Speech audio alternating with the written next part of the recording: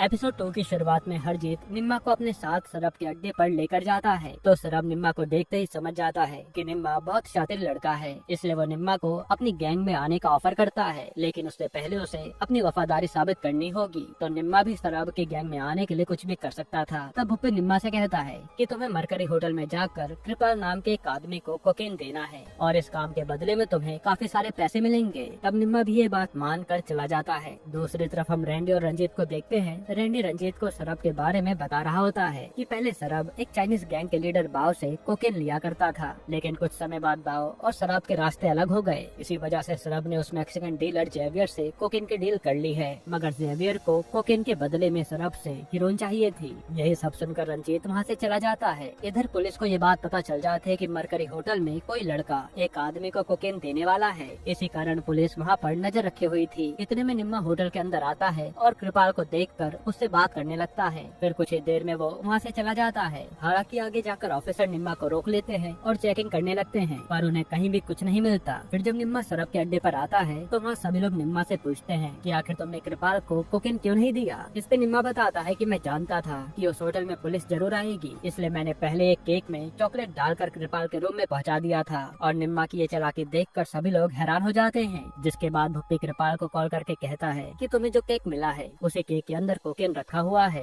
ऐसे निम्मा का पहला मिशन सक्सेसफुल हो जाता है और निम्मा को काफी पैसे मिलते हैं। तब अपनी बात के मुताबिक निम्मा उस लॉयर को भी पैसे दे आता है जिसने उसे छुड़ाया था। फिर अगले दिन शराब निम्मा और बाकी लोग गन लेकर माइकी के घर पर जाते हैं, क्योंकि माइकी ने हरजीत को जान से मारने की कोशिश की थी, लेकिन यहाँ माइकी अपनी जान बचाने के लिए शराब के साथ दोस्ती कर लेता है। दूसरी तरफ हम बाजवा को देखते हैं जिसके घर एक छोटी सी पार्टी होती है। इसी पार्टी में काफी सारे लोग आए थे और यहाँ एक कपल से बात करने पर बाजवा उन्हें बताता है कि मैं अपनी बेबी को इलेक्शन में खड़ा कर रहा हूँ। इस पे वो लोग कहते हैं कि तुम्हें अपनी बीवी को इलेक्शन में खड़ा नहीं करना चाहिए, क्योंकि पहले यहाँ के लोग इंडियन को पसंद नहीं करते और तुम्हें कोई वोट नहीं देगा। ये सुनकर बाजवा थोड़ा उदास हो जाता है। अब जब निम्मा अपने दोस्तों से जाकर मिलता है तो वो लोग निम्मा को पहली बार इतना खुश देखते हैं और यहाँ निम्मा हरलीन से कहता है कि तुम्हारी शॉप के बाहर जो छोटी सी कार रिपेयरिंग की दुकान है ना, वो दुकान में खरीद रहा हूँ। तभी हम रंजीत को देखते हैं जो अपने सीनियर ऑफिसर ओलिविया से जाकर बताता है कि हमें सरब के खिलाफ काफी सारी चीजें पता चली हैं। इधर सरब काफी टेंशन में बैठा होता है क्योंकि सरब के पास एक भी कोकेन सप्लायर नहीं था और बाव के अलावा कोई भी पूरे सिटी में कोकेन सप्लाई नहीं करता था। इसलिए सरब अपने आदमियों से कहता है कि तुम लोग जल्दी से किसी नए कोकेन सप्लायर को ढूंढो। फिर अगले दिन निम्मा हरलीन के साथ दुकान में कुछ काम कर रहा होता है और फिर ये दोनों कहीं और जाने लगते हैं। तभी रास्ते में हरलीन निम्मा को बताती है कि मुझे इतनी जल्दी शादी नहीं करनी, मैं पेरिस जाकर खुद का कुछ बड़ा करना चाहती हूँ।